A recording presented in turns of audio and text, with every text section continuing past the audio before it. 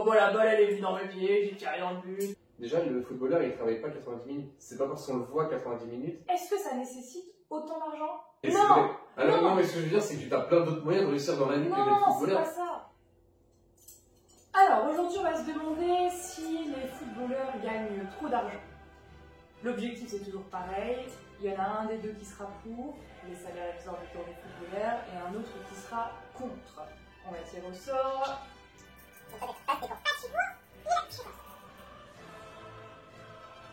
Pile. Pile. Ouais, je suis contre. Je suis contre le salaire exorbitant des footballeurs. Ok, moi je vais donner pour. Allez, tu commences. Pourquoi autant d'argent? Moi déjà, faudrait préciser que tous les footballeurs ne gagnent pas beaucoup d'argent. Il y en a qui gagnent bien, dans tous les cas en moyenne ils gagnent relativement bien quand ils sont professionnels. Mais là on va parler des salaires qui sont vraiment plus de 100 000 euros par mois par exemple, donc vraiment des gros salaires. Donc déjà on va dissocier les deux. Et donc si on se demande pourquoi déjà ils génèrent autant d'argent, il faudrait savoir, déjà il faut se rendre compte qu'il y a deux parts. Enfin, il y a deux sources de revenus. Il y a la source publicitaire, d'accord, donc ils gagnent beaucoup d'argent grâce à la publicité, donc là ils vendent leur image. Et puis ils gagnent aussi beaucoup d'argent par le fait qu'ils jouent au foot, donc il y a aussi une part d'image, mais il y a aussi une part de spectacle, d'accord, donc celle-là c'est la performance sportive qui est payée, d'accord, pas la publicité. D'accord. Et donc c'est pour ça que moi personnellement je trouve que c'est légitime qu'ils gagnent beaucoup d'argent, puisque finalement il y a une performance sportive, il y a l'image. Finalement, ils génèrent de l'argent, donc c'est normal qu'ils gagnent de l'argent. Alors, le problème, c'est qu'il y a trop d'argent. C'est-à-dire qu'il y a une certaine indécence qui s'installe parce que les gens qui regardent le football, souvent, c'est des gens, c'est pas souvent, hein, il n'y a pas que des millionnaires en France, donc la plupart des gens qui regardent le football, c'est des gens qui sont de classe moyenne, moyenne moins même parfois, parce que c'est très populaire quand même comme sport, le football. Et il y a ce côté un petit peu m'as-tu vu, inaccessible. On parle de stars du football. Et ce côté bling bling qui gagne le football, hein, parce que c'était pas comme ça avant. Hein. Le football avant c'était vraiment beaucoup plus sportif. Là c'est vraiment bling bling, il y a du pari en ligne, il y a tous les produits dérivés, il y a... Voilà, je suis consciente que ça vend du rêve, mais en même temps cet argent, est-ce qu'il ne peut pas être mieux utilisé? La question déjà c'est il serait utilisé par qui et où? Parce que d'accord, si jamais... Le truc c'est que un footballeur qui gagne 1 million d'euros par mois par exemple, il ne sort pas ces 1 million d'euros par mois par magie. Ça veut dire qu'il génère beaucoup plus d'argent. S'il génère beaucoup d'argent, c'est normal qu'il gagne beaucoup d'argent. D'accord? Et enfin qu'il gagne au moins un pourcentage de ce qu'il génère. D'accord? C'est l'argent que lui génère, donc c'est normal que l'argent, une partie de l'argent lui revienne à lui. Et qu'il fasse profiter après en plus des personnes qui profitent de son image ou quoi que ce soit. Non, parce qu'en fait, je suis d'accord avec ce que tu dis, hein, mais il y a un... Là, ce qui dérange, en fait, c'est qu'il y a un partage des richesses qui n'est pas du tout équitable. C'est-à-dire qu'on est face à des personnes qui comptent leurs sous à la fin du mois, on est face à des personnes qui ont des métiers qui ne rémunèrent pas assez bien par rapport à l'utilité qu'ils ont. Je pense notamment aux infirmières, aux enseignants, aux policiers. Voilà, toutes ces personnes qui sont en fait, finalement, c'est un peu étrange parce qu'ils sont spectateurs d'un divertissement, parce que bon, tout le monde suit le football, la Coupe du Monde, et finalement on se dit mais ces gens-là, ils sont sur le terrain 90 minutes, ces 90 minutes c'est que du spectacle, moi je fais des gardes, pour prendre l'exemple de l'infirmière, je fais des gardes de 12 heures, et j'arrive même pas en une vie à gagner ce que cette personne-là va gagner en un mois. Ouais. Et en fait cette indécence, elle commence à gêner. Voilà, moi je trouve que c'est de l'indécence. L'indécence, c'est difficile à expliquer. Je suis dans une position assez délicate parce qu'on ne peut pas expliquer ce que c'est que l'indécence à part le dire, quoi. Voilà, il faut réparer l'équité, plutôt. Alors déjà, je vais rebondir sur ta dernière phrase quand même pour dire qu'on n'est pas obligé de réparer une équité. C'est parce qu'il y a une équité qu'on est obligé de faire une équité, d'accord? Déjà, c'est pas parce qu'on aime bien l'idée qu'on est obligé de la faire. Et en plus, bon, finalement, je vais rebondir de toute façon sur tout ce que tu as dit. Tu vas rebondir, quoi, tu vas jouer au ballon. Ouais. Donc tu disais que l'infirmière, donc elle regarde le spectacle et elle se dit que lui il travaille 90 minutes et puis moi je travaille un mois, bref. Déjà le footballeur il travaille pas 90 minutes. C'est pas parce qu'on le voit 90 minutes qu'il ne travaille que 90 minutes. Une telle comparaison.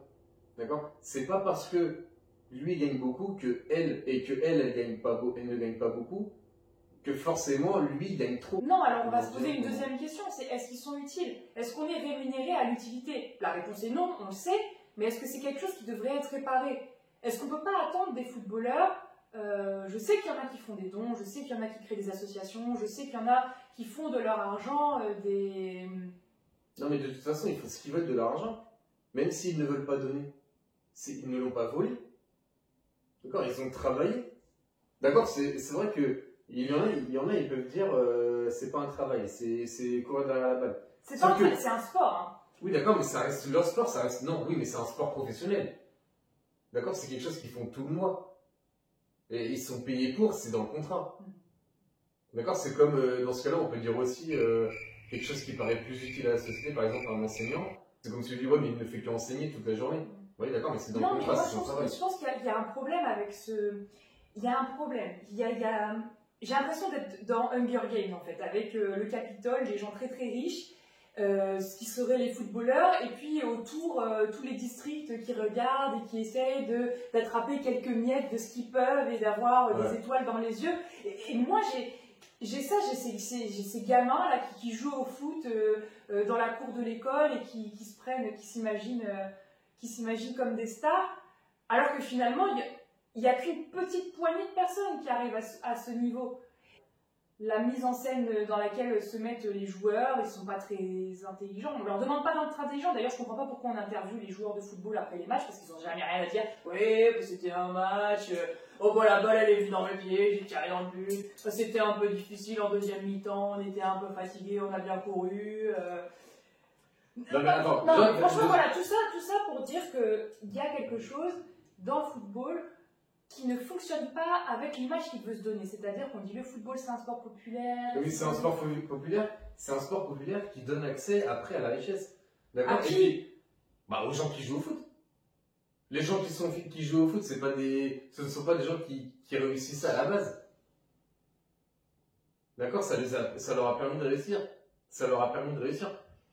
Et pour revenir à ton parallèle de Hunger Games, le parallèle il marche pas vraiment parce qu'en fait dans Hunger Games je crois que le seul moyen de réussir c'est de réussir le jeu. Alors que là dans la vie c'est de s'entretuer. Ouais mais non mais ce que je veux dire c'est que tu as plein d'autres moyens de réussir dans la vie que d'être footballeur. C'est pas ça que je dis, c'est qu'il y a une poignée de personnes qui est sélectionnée. Et ça, bon d'accord, moi c'est le mérite, c'est des gens qui sont les meilleurs du monde, ils sont triés sur le volet, c'est le haut du panier, là il n'y a aucun problème là-dessus. Mais est-ce que ça nécessite autant d'argent? Est-ce qu'on a besoin de faire un transfert de joueurs d'une équipe à une autre à des millions d'euros? Après, c'est le capitalisme.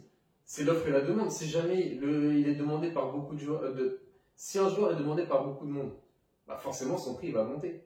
D'accord? C'est comme les appartements à Paris. Et si personne n'en veut, il va pas coûter cher. D'accord? Et puis de toute façon, dans tous les cas, même si jamais il ne gagnait pas, par exemple, à la place des 1 million d'euros, si un joueur gagne 1 million d'euros, par exemple, et qu'on lui disait, à partir d'aujourd'hui, le salaire est limité à 20 000 euros par mois. D'accord? Même à 20 000 euros par mois, il pourrait s'estimer heureux. D'accord? On fait quoi des 980 000 euros restants? Bon, on les injecte dans le pays de l'équipe dans laquelle ils jouent.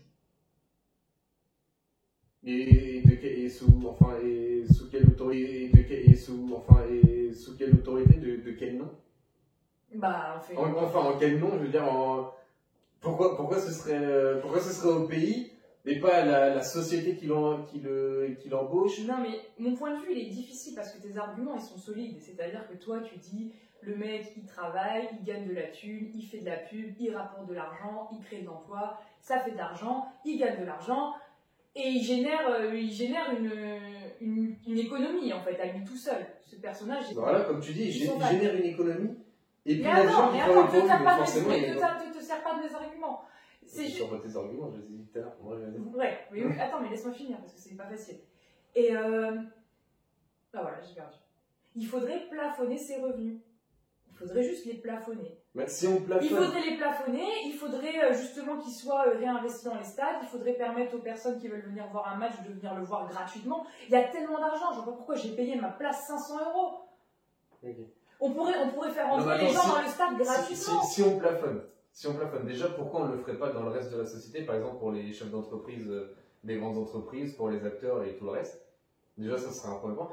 Et puis en plus si on plafonne, pourquoi un joueur qui est très bon, qui est excellent, irait se dépasser en sachant que s'il gagne déjà le maximum. Par exemple si le plafond est de 500 000 € par mois, ce qui serait énorme quand même, s'il est de 500 000 € par mois, et qu'il gagne 500 000 € par mois, pourquoi il irait se dépasser en sachant qu'il gagne déjà le maximum? Et se dirait autant rester tel que je suis et puis laisser passer le temps. Bon, on est 10 abonnés sur la chaîne. Merci beaucoup. Ouais, les 10 abonnés, merci.